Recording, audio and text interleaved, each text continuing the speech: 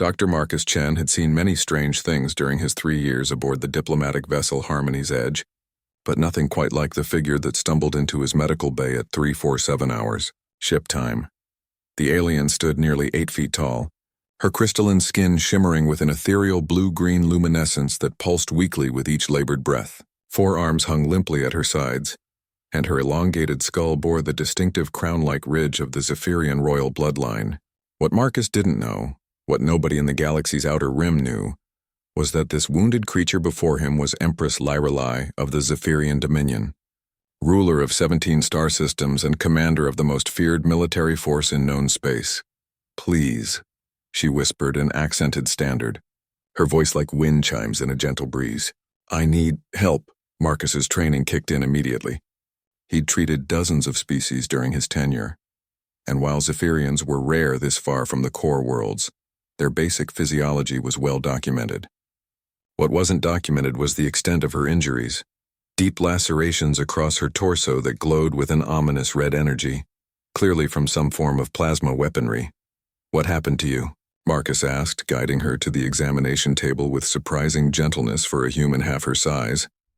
"Pirates," she gasped, though the truth was far more complex. She had been returning from a secret diplomatic mission to prevent an intergalactic war, when assassins from her own court had ambushed her ship. Her entire royal guard lay dead in the wreckage of her vessel, currently drifting 3 sectors away. Only her emergency pod had made it this far. Marcus worked with focused precision, his human hands steady despite their relative smallness compared to her massive frame. He'd always been told that humans were unremarkable. Average strength, average intelligence, average everything when measured against the galaxy's more impressive species. But what he lacked in natural enhancement, he made up for in determination and adaptability. "This is going to hurt," he warned, beginning to clean the plasma burns. The energy was still active, slowly eating away at her cellular structure. Most species would have fled from such a dangerous procedure. One wrong move and the unstable energy could explode, taking half the medical bay with it. Lyralai watched in fascination as the small human fearlessly dove into work that would have intimidated even her best military surgeons. His movements were precise, calculated, but also intuitive. She had commanded fleets that conquered solar systems, had personally dueled with the galaxy's most dangerous warriors. Yet something about this unassuming, human's quiet competence was remarkable. "You're not afraid," she observed, as Marcus carefully extracted a plasma shard from near her primary heart.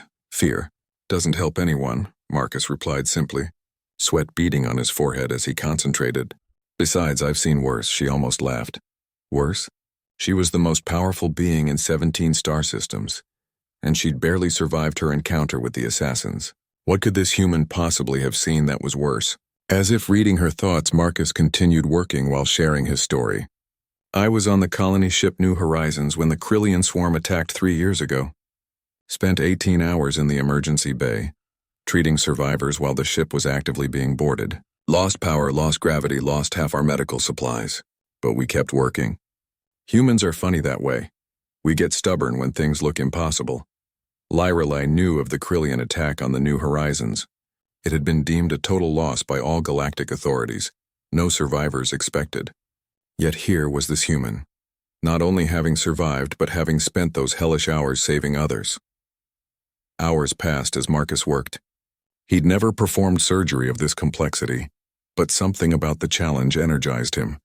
Each obstacle became a puzzle to solve, each complication merely another variable to account for.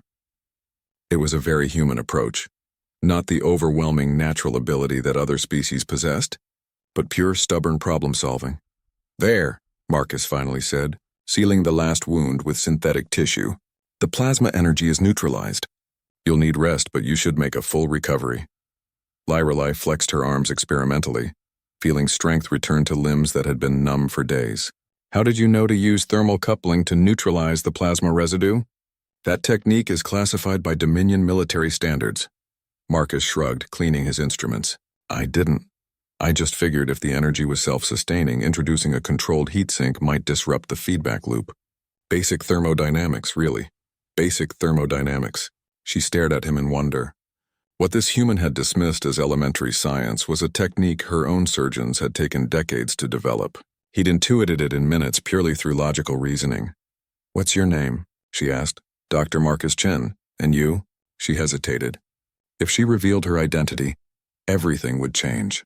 This simple human would know he'd just saved the most powerful ruler in 17 star systems. But looking at his kind, tired eyes, she realized he wouldn't care. He'd treated her not as a powerful empress, but simply as someone who needed help. "Lyrelai," she said simply. "Well, Lyrelai, you're free to go whenever you feel ready, though I'd recommend staying put for at least another day." As she prepared to leave, Lyrelai turned back to the unassuming human who had just performed what might have been the most important surgery in galactic history. "Marcus," she said quietly. "Why did you help me? You don't know who I am, what I've done. I could be anyone." Marcus looked up from his charts, giving her a small, tired smile that somehow contained infinite warmth. "Because you needed help. That's what humans do, we help. It's not always smart, it's not always safe, but it's who we are." As her rescue ship arrived hours later, summoned by coded transmissions she'd sent once her strength returned.